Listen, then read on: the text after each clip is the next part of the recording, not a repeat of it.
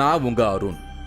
ஒரு கிராமத்துல வீடு வீடா போய் சாப்பாடு யாசகமா வாங்கிட்டு வந்து ஒரு சித்தருக்கு படைக்கிறதாகவும் அந்த அன்னப்பிரசாதத்தை சாப்பிட்டா தீராத நோய்கள் குணமாகறதாகவும் நான் கேள்விப்பட்டேன். அதை பத்தி தெரிஞ்சுக்கத்தான் நான் இப்ப போயிட்டு இருக்கேன். வீடு வீடாக யாசகம் பெற்று சித்தருக்கு படையல், கொடிய நோய்களை தீர்க்கும் அன்னப்பிரசாதம். மெடிக்கல் மிராக்கிள் இது எப்படி நடந்தது, எங்களுக்கு ஒரு அதிசயமாக இருக்குன்னு என்னை பார்த்த டாக்டர் அதிசயப்பட்டு போயிட்டார். கோரக்கர் ஜீவசமாதியில் அரங்கேறும் அமானுஷ்யங்கள்.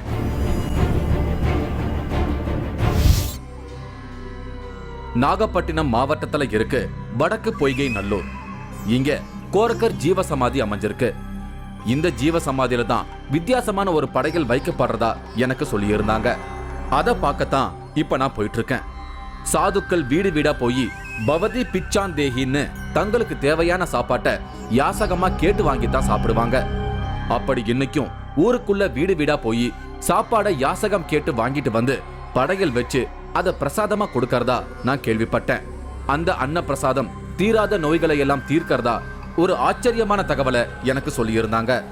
அதை பார்க்கத்தான் இன்னைக்கு நான் வடக்கு பொய்கை நல்லூருக்கு வந்திருக்கேன். ஊருக்குள்ள வந்ததும் கோரக்கர் ஜீவசமாதிக்கு வழிகாட்டும் ஒரு போர்டு இருந்தது. அங்க இருந்து கொஞ்ச தூரம் டிராவல் ஆனதுமே கோரக்கர் சித்தரோட ஜீவசமாதியை பார்க்க முடிஞ்சது. சித்தர்கள் வழிபாடு பௌர்ணமி நாட்கள்ல ரொம்பவே விசேஷமா இருக்கும். அதனால தான் நானும் பௌர்ணமி நாளா பார்த்து இங்க வந்திருக்கேன்.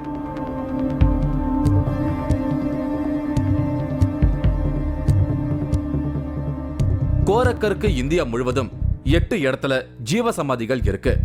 அதுல 4வது இடமா இந்த வடக்கு பொய்கை நல்லூர் ஜீவசமாதி குறிப்பிடப்படுது. நம்மோட 3வது கண் நிகழ்ச்சியில போன வாரம் வெள்ளிக்கிழமை ஒளிபரப்பான கொல்லிமலை கிளைமேக்ஸ் பத்தி பலரும் பரபரப்பா பேசிக்கிட்டு இருக்காங்க. உலகமே தேடிக்கிட்டு இருக்கிற ஒரு பொருள் இந்த கொல்லிமலை கோரக்கர் தவம் இருந்த குகைக்கு பக்கத்துல கிடைக்கும்னு நாகராஜன் அப்படிங்கிறவர் மூலமா நமக்கு ஒரு தகவல் கிடைச்சிருக்கு. இப்பவே எல்லாரும் ஒரு பரபரப்போட என்ன நடக்க போகுதுன்னு ஆர்வத்தோட விசாரிக்க தொடங்கிட்டாங்க. அதோட தொடர்ச்சியா தான் நானும் இப்போ இந்த கோரக்கர் ஜீவசமாதிக்கு வந்திருக்கேன். நான் இந்த ஜீவசமாதி அமைஞ்சிருக்கிற கோயிலுக்குள்ள போனேன்.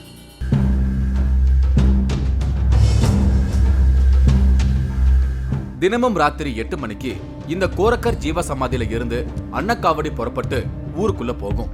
அத 2 பேரு 2 திசையில எடுத்துட்டு போவாங்க. அவங்கள நான் சந்திச்சு பேசினேன். செந்தில்குமார், சந்தானம், இவங்க 2 பேரும் தான் இந்த அன்னக்காவடி எடுக்கிற வேலையை இப்போ செய்துகிட்டு இருக்காங்க. இந்த அன்னக்காவடி எவ்வளோ நாளாக எடுத்துட்டு இருக்கீங்க? ஒரு வருஷம் எடுத்துட்டு 1 வருஷமா. அதுக்கு ஏதாவது காரணம் இருக்கா அன்னக்காவடி எடுக்கிறதுக்கு? அன்னக்காவடி எடுக்கிறதுக்கு அது கொடுத்து வச்சிருக்கணும். அது ஐயா புண்ணியத்தினால அது நமக்கு அந்த பாக்கியம் கிடைச்சிருக்குது. இந்த கோவிலில் வந்து ரொம்ப சிறப்பான விஷயம் என்ன அப்படின்னா இந்த அன்னக்காவடி. ஆமாம். இந்த அன்னக்காவடி முறை எவ்வளோ நாளாக அங்கே இருக்குங்கய்யா? இந்த அன்னக்காவடி முறை இந்த மக்களுக்கு நினைவு தெரிஞ்சு ஒரு 100-150 வருடங்களாக இந்த இது செஞ்சிட்ருக்காங்க. ஆனால் அதுக்கு முன்னாடியே நடந்துகிட்டு இருந்திருக்கு. இருந்தாலும் ஒரு 2-3 தலைமுறையாக இவங்க தொடர்ந்து செஞ்சுக்கிட்டு வந்துக்கிட்டு இருக்காங்க. இந்த அன்னக்காவடி வந்து எல்லா ஸ்தலங்கள்லேயும் முக்கியமாக ஜீவசமாதி பீடங்கள்லேருந்து குரு இருப்பார். அவருடைய சீடர்கள் யாசகம் மக்கள்கிட்ட யாசகம் வாங்கிட்டு வந்து எல்லோரும் பகிர்ந்து ஊர் மக்களுக்காக பிரார்த்தனை பண்ணி செஞ்சு நடந்துகிட்ருக்கு. அது ஏதோ ஒரு காரணத்தினால ஒரு குறிப்பிட்ட காலகட்டத்தில் ஏதோ ஒரு இதில் தடைப்பட்டு நின்று போயிடுது. ஆனால் வந்து இந்த இடத்துல ஒரே ஒரு நாள் கூட அந்த அன்னக்காவடி நிகழ்ச்சி நடைபெறாமல் இருந்ததே கிடையாது. ஒரு இடத்துல 365 நாள் அந்த அன்னக்காவடி எடுத்தல்ன்ற நிகழ்ச்சி நடந்துக்கிட்டே இருக்கும். கோரக்கர் ஜீவசமாதியில அன்னப்பிரசாதம் நோய் தீர்க்கும் அப்படிங்கறதையும் தாண்டி இன்னும் சில விஷயங்களையும் சொல்றாங்க. அதாவது இந்த ஜீவசமாதியில வந்து ஒரு இரவு தங்கி இருந்தாலே எந்த பிரச்சனையா இருந்தாலும் அது சரியாயிடும்னு ஒரு நம்பிக்கை இங்க இருக்கு. அப்படி நிறைய பேரு இங்க வந்து தங்கி இருக்கிறத நான் போயிருந்த சமயத்திலையும் பார்த்தேன். கோரக்கர் ஜீவசமாதியில தியானம் செய்யணும்னு கூட அவசியம் இல்லை.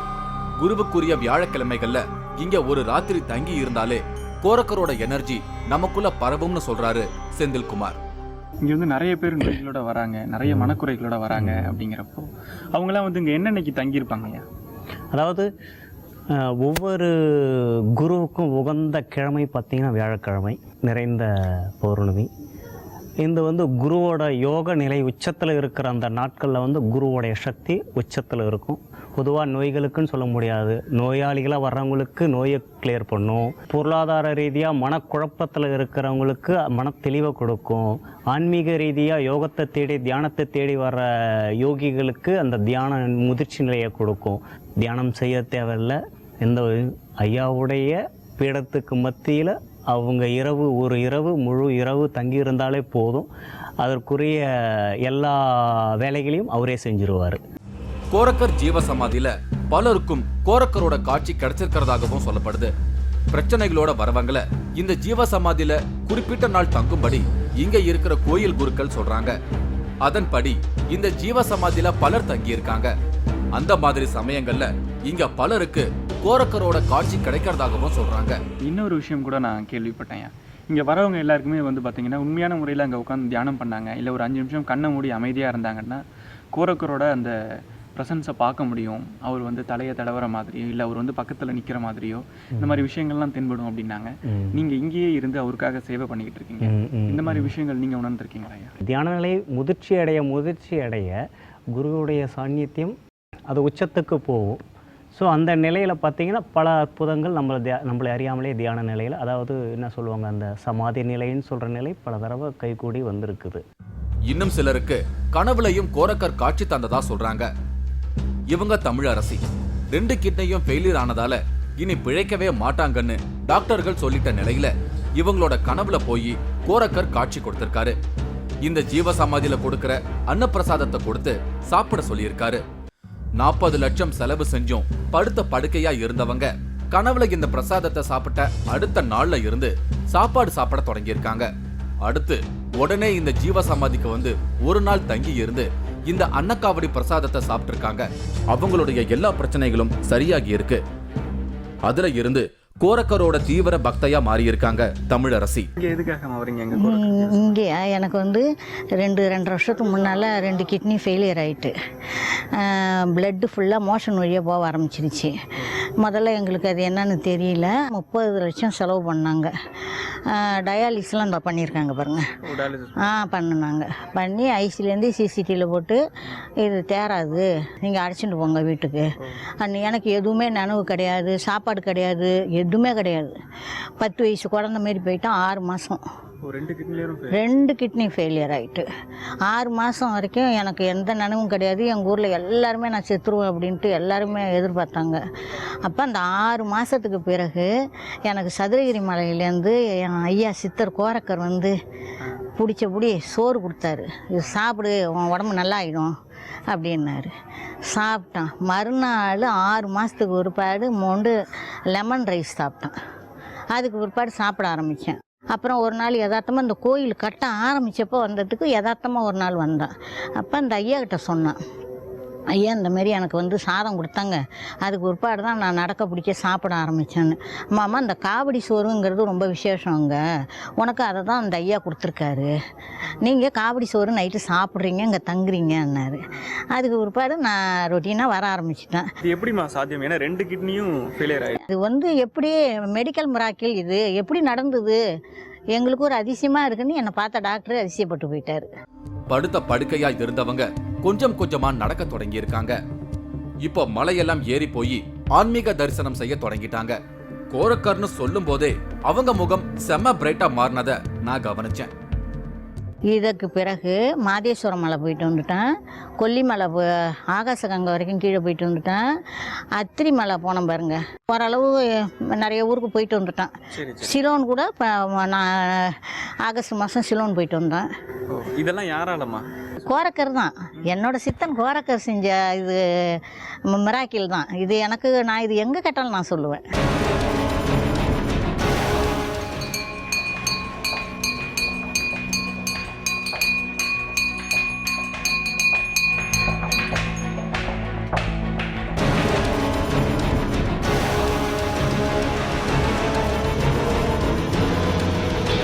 ஆச்சி மசாலா வழங்கும் 3வது கண் இடைவேளைக்கு பின் தொடரும்.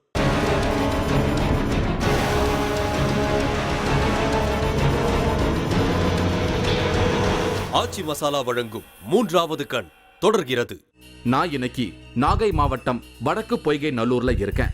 இங்க ஊருக்குள்ள போய் வீடு வீடா சாப்பாடு யாசகம் வாங்கிட்டு வந்து கோரக்கர் ஜீவசமாதியில படைக்கிறாங்க. அத பிரசாதமா எல்லாருக்கும் கொடுக்கறாங்க. அதை சாப்பிட்டா தீராத நோயெல்லாம் குணமாகறதா கேள்விப்பட்டு தான் நான் இங்க வந்திருக்கேன். நான் இங்க வந்ததுமே உள்ள இருக்கிற கோரக்கர் ஜீவசமாதியை போய் பார்த்தேன். கோரக்கர் ஜீவசமாதி பலமான எனர்ஜி வைப்ரேஷனோட இருந்தது.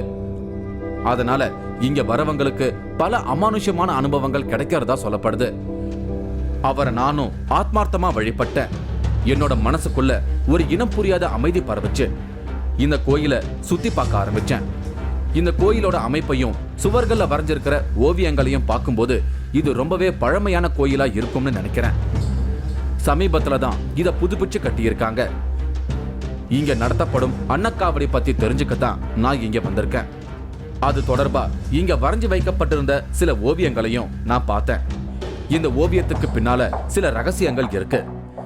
தினந்தோறும் ராத்திரி 8 மணிக்கு 2 பேர் ஊருக்குள்ள ஒரு காவடியோட போய் சாப்பாடு யாசகம் கேட்டு வாங்கிட்டு வந்து இந்த ஜீவசமாதியில படையலுக்கு வைக்கிறாங்க. அதத்தான் இங்க பிரசாதமா கொடுக்கறாங்க. அந்த அன்னப்பிரசாதத்தை வாங்கி சாப்பிட்ட பலருக்கு தீராத நோய்கள் குணமாகி இருக்கு. அப்படி சிலரை நான் இங்க சந்திச்சேன்.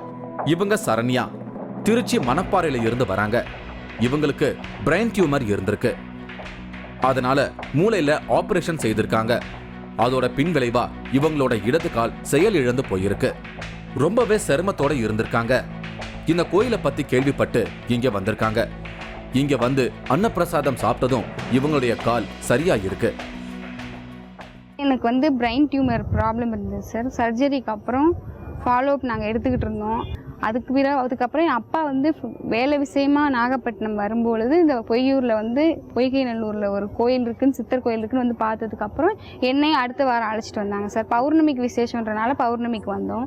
பௌர்ணமி அன்னைக்கு வந்தப்போ இங்கே இருந்த சுவாமிகளுடைய கைட்லைன்ஸில் உங்களுக்கு வந்து நீங்கள் வியாழக்கிழமை முடிஞ்சு காவடி சாதம் தான் சார் இங்கே ரொம்ப ஸ்பெஷல். அந்த பிரசாதம் சாப்பிட்டிங்கன்னா உங்களுக்கு எல்லாம் சரியாயிரும்னு சொன்னாங்க. அதனால் எங்களால் முடிஞ்ச அளவுக்கு வரோன்னு சொன்னோங்க சார். அவங்களும் வர சொன்னாங்க. 11 வாரம் ஆயிடுச்சு நாங்கள் வந்து. அது இல்லாமல் சுவாமிகளும் எங்களுக்கு பிரசாதம் தந்தாங்க. அது எல்லா மூலமும் எனக்கு கொஞ்சம் கொஞ்சமாக இம்ப்ரூவ் ஆகி இப்போ கால் நான் கொஞ்சம் நல்லா நடக்கிறேன். ஓகே, இங்கே வரதுக்கு முன்னாடி கால் கொஞ்சம் ப்ராப்ளம் வந்து காலில் ஃபங்க்ஷன் பெயின் இல்லை சார், ஃபங்க்ஷன் காலில் இருக்காது எனக்கு. இப்போ ஃபங்க்ஷன் வந்திருக்கு, நடக்கிறேன். முன்ன வந்து நான் தடுமாறி நடப்பேன், இப்போ தடுமாற்றம் இல்லாமல் கொஞ்சம் நல்லா நடக்கிறேன். பிரெயின் டியூமர் ஆபரேஷனால நடக்க முடியாம தடுமாறி நடந்துகிட்டு இருந்த சரண்யா இப்போ இங்க வந்து தங்கி இருந்து அன்னப்பிரசாதம் சாப்பிட்டதும் நல்லா நடக்கிறதா சொன்னது.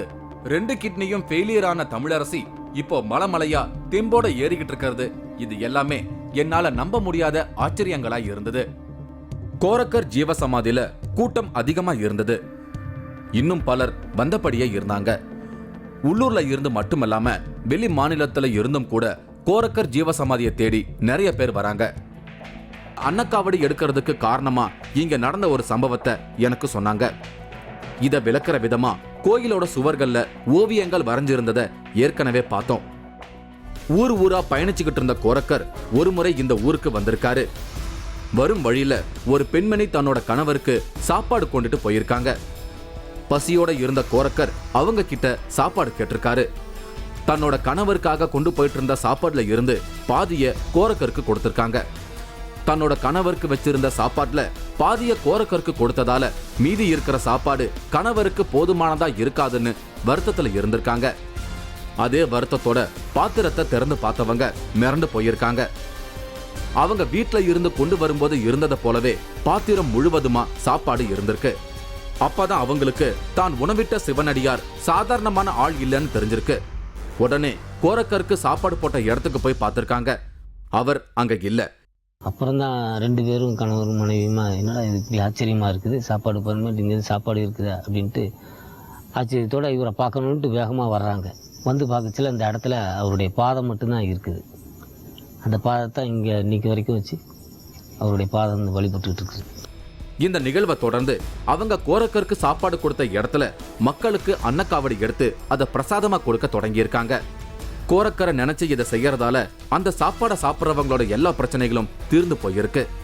அதனால இதை தொடர்ந்து செய்துக்கிட்டு வராங்க. இவங்க ரஞ்சிதம். இவங்களோட மகனுக்கு உடல்நிலை சரியில்லாம இங்க வந்ததும் சரியாகி இருக்கு. இப்போ தன் மகனுக்கு விசா கிடைக்கணும்னு இங்க வந்திருக்காங்க. கை மேல பலனா இவங்க மகனுக்கு விசா கிடைச்சிட்டதா இப்போ போன் மூலமா தகவல் கிடைச்சதா சொல்றாங்க ரஞ்சிதம். எங்கேருந்து வரீங்கம்மா? மயிலாடுதுறையிலேருந்து வரேன். எப்பப்பெல்லாம் அங்கே வருவீங்கம்மா? வாரம் வியாழக்கிழமை வருவேன். நினைக்கும் போது வருவேன். வாரம்னு இல்லை, இப்போ 9 வாரம் வர சொன்னாங்க. வந்தேன் 6வது வாரம். என் பையனுக்கு விசாவுக்காக இன்னைக்கு விசா ரெடியாகி வந்துட்டுன்னு இப்போ தான் ஃபோன் பண்ணான். சரி சரி. அதனால் அவருக்கு நன்றி சொல்லிட்டு தான் அங்கே உட்காந்து வந்தோம்ப்பா. சரி சரி. அதோட நீங்கள் ஃபஸ்ட்டு இங்கே வேண்டுதலுக்காக என் பையனுக்கு உடம்பு முடியாமல் கம்பெனியில் வேலை பார்த்துருக்கையில் கீழே மழைக்க வந்து கீழே விழுந்துட்டான். அப்போ கொண்டு போய் டாக்டர்கிட்ட காட்டினோன்னா பிளட்டு கிளாக் ஆகிடுது, பேச்சும் வரல. ட்ரீட்மெண்ட் எடுத்து அங்கேருந்து ஃபோன் வந்து ஃப்ளைட்டு பிடிச்சி அழைச்சிட்டு வந்தோம் எங்கள் ஊருக்கு, மெட்ராஸ் கொண்டு வந்து ட்ரீட்மெண்ட் எடுத்து. அப்புறம் ஒருத்தர் சொன்னாங்க, இந்த சித்தர் கோயிலுக்கு வாங்க, அவர் சரி பண்ணிவிடுவார், கவலைப்படாதீங்க. அதே மாதிரி வந்தோம். விபூதி வாங்கிட்டு போயிட்டு அவன் நல்லாயிடுத்து அவனுக்கு உடம்பு. அப்புறம் அவனே அழைச்சிட்டு வந்து இங்கே ஒரு வியாழக்கிழமை அழைச்சிட்டு வந்துட்டு தான் டெல்லியே அனுப்பணும். ஆனால் அவர் தான் என் பையனை காப்பாற்றினது. இன்னைய வரைக்கும் இப்பயும் சொல்கிறேன், அவரே தான் ஏகப்பட்டதெல்லாம் சரி பண்ணி கொடுத்துருக்காங்க. இன்னைக்கு பௌர்ணமிங்கிறதால கோயிலை சுத்தி நிறைய கூட்டம் இருந்தது. வேண்டுதலோட நிறைய பேரு ஜீவசமாதியில விளக்கு ஏத்திக்கிட்டு இருந்தாங்க. அந்த இடம் முழுக்க ஒரு திருவிழா மாதிரி இருந்தது.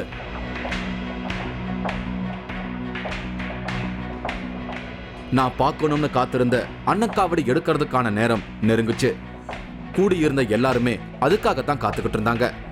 2 சிவனடியார்கள் காவடி எடுத்துட்டு வீடு வீடா போய் சாப்பாடு கேட்க கிளம்புனாங்க. நானும் ஆர்வத்தோட அவங்க கூடவே நடக்க தொடங்கினேன்.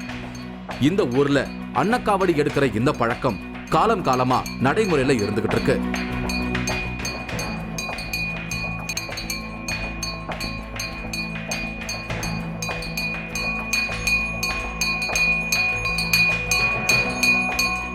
ரெண்டு பகுதியில் அன்னக்காவடி போகும். தெற்கு பகுதி ஒன்று, வடக்கு பகுதி ஒன்று.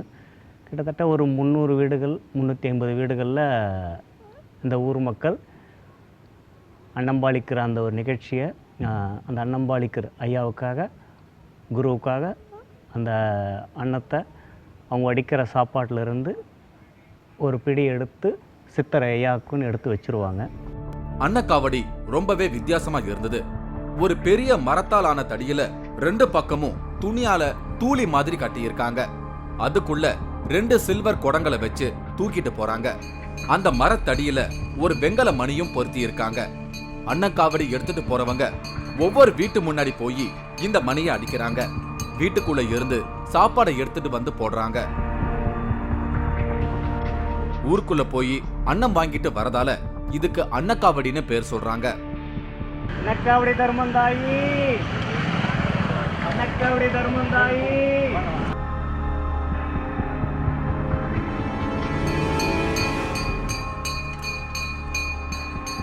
ராத்திரி 8 மணிக்கு ஊர்ல இருக்கிற எல்லா வீடுகளுக்கும் போய் அவங்க தரும் உணவுகளை வாங்கிட்டு வராங்க. அப்படி சாப்பாடு வாங்கும்போது கோரக்கர் விபூதிய அவங்களுக்கு பிரசாதமா தராங்க. சில வீடுகள்ல சாப்பாடு இல்லைன்னா அவங்களே வெளியே வந்து அன்னக்காவடிக்கு நாளைக்கு தரேன்னு சொல்லிட்டு பிரசாதம் வாங்கிட்டு போறாங்க.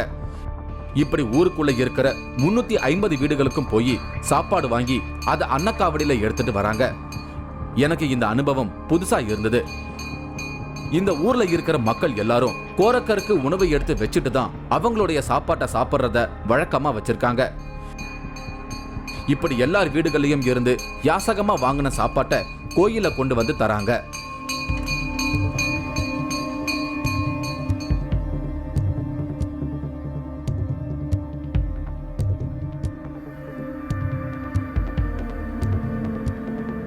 சாப்பாடு கோயிலுக்குள்ள வந்ததும் பூஜைகளை செய்ய தொடங்குறாங்க.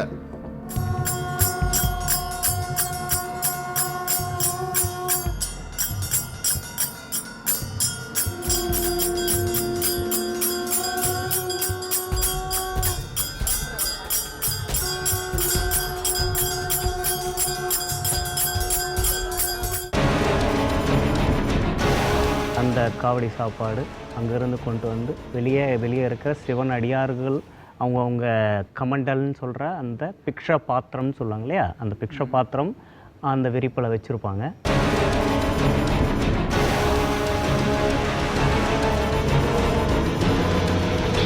ஆச்சி மசாலா வழங்கும் 3வது கண் இடைவேளைக்கு பின் தொடரும்.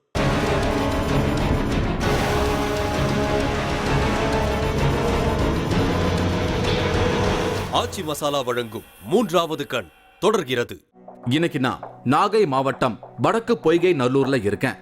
இங்க ஊர்ல இருக்கிற எல்லா வீடுகளுக்கும் போய் சாப்பாடு யாசகம் வாங்கிட்டு வந்து கோரக்கர் ஜீவசமாதிக்கு படையல் வைக்கிறாங்க. இந்த அன்னப்பிரசாதத்தை சாப்பிட்டா டாக்டர்ஸால குணப்படுத்த முடியாத நோய்கள் கூட குணமாகறதா ஒரு அதிசயம் இங்க நடக்கிறதா கேள்விப்பட்டு நான் வந்திருக்கேன். இந்த சைடு ஒரு சிவனடியார், அந்த பக்கம் ஒரு சிவனடியார், மொத்தமாக போய்கிட்டு வீடுகள் தோறும் போயிட்டு அன்னக்காவடி தர்மம் எடுத்துகிட்டு வந்து எல்லா வீடுகள்லையும் மொத்தமாக கலெக்ட் பண்ணி கொண்டு வந்துச்சு குருவோட பீடத்தில் வச்சு அவருக்கு நைவேத்தியம் படைக்கப்பட்டு ஆரத்தி காண்பிக்கப்பட்டு பிறகு அந்த காவடி சாப்பாடு அங்கேருந்து கொண்டு வந்து வெளியே இருக்கிற சிவன் அடியார்கள் அவங்கவுங்க கமண்டல்னு சொல்கிற அந்த பிக்ஷ பாத்திரம்னு சொல்லுவாங்க இல்லையா, அந்த பிக்ஷ பாத்திரம் அந்த விரிப்பில் வச்சுருப்பாங்க. எல்லாருக்கும் அந்த காவடி சாப்பாடு போடுவாங்க. அந்த அன்னம்பாளிக்கிற நிகழ்ச்சி நடக்கும். அந்த நிகழ்ச்சியை போட்டு முடித்த பிறகு சாதுக்கள் சிவனடியார்கள் எல்லாம் ஊர் மக்கள் நலனுக்காக, அன்னம்பாளிச்ச தாய்மார்களுடைய நலனுக்காகவும் ஊர் சுபிக்ஷமாக இருக்கணுன்றதுக்காகவும் சிவனடியார்கள் எல்லாம் ஒரு கூட்டு பிரார்த்தனை செய்து மக்களுக்காக பிரார்த்தனை செய்வாங்க. பிரார்த்தனை செஞ்சு அந்த அடியார்கள் பகிர்ந்தளிக்கப்பட்டு மீதம் இருக்கிற அந்த அன்னக்காவடி பிரசாதம் அங்கிருந்து கொண்டு வரப்பட்டு இருக்கின்ற எல்லா பக்தர்களுக்கும் அதை பகிர்ந்து கொடுப்பாங்க. பூஜைகள் நடந்து முடிஞ்சது. அங்க இருந்த சிவனடியார்களுக்கு கோயில் பூசாரி உணவை கொடுத்தாரு. கோயில இருக்கிற மண்டபத்துல பக்தர்களுக்கு கொடுப்பதற்காக சாப்பாடு தயாரா இருந்தது. இந்த சாப்பாடைத்தான் கோரக்கரோட பிரசாதமா பல பிரச்சனைகளோட இருக்கிறவங்க சாப்பிடுறாங்க. இன்னைக்கும் சித்தர்கள் சூட்சமமா இருந்து பலரோட பிரச்சனைகளை தீர்த்து வைக்கிறாங்க அப்படிங்கிறதுக்கு இது ஒரு சாட்சியா எனக்கு தோணுச்சு.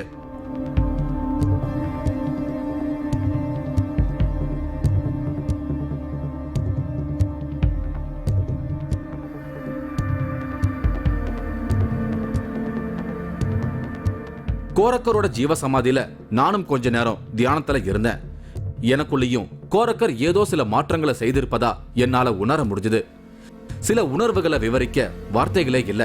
அந்த அற்புத அனுபவத்தோட நான் அங்கிருந்து வெளியே வந்தேன். கோரக்கர் பரிபூர்ணமா இங்க இருந்து பலரோட பிரச்சனைகளையும் தீர்த்து வச்சுக்கிட்டு இருக்காரு. அவரோட எனர்ஜி தான் இவ்வளவு கூட்டத்தையும் இங்க ஈர்த்தபடி இருக்குன்னு எனக்கு தோணுச்சு. மானசீகமா கோரக்கருக்கு நன்றி சொல்லிட்டு அங்கிருந்து புறப்பட்டேன். மீண்டும் ஒரு வித்தியாசமான நிகழ்ச்சியில உங்களை சந்திக்கிறேன். அதுவரை உங்களிடமிருந்து விடை பெறுகிறேன். மூலிகையும் மந்திரமும் சேர்ந்தால் கேன்சரும் குணமாகும்.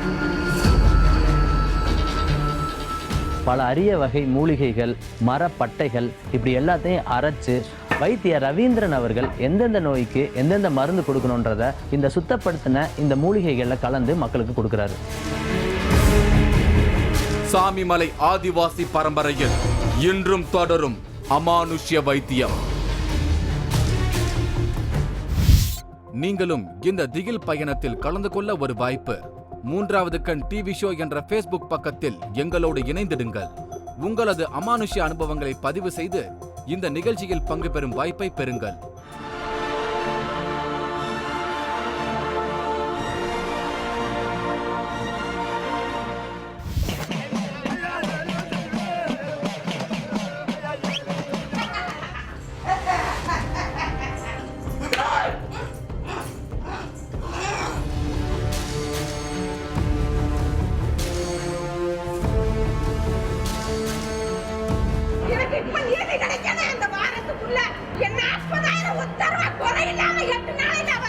சின்ன வச்ச கரிய சின்ன வச்சு நீ கொடுக்கணும்.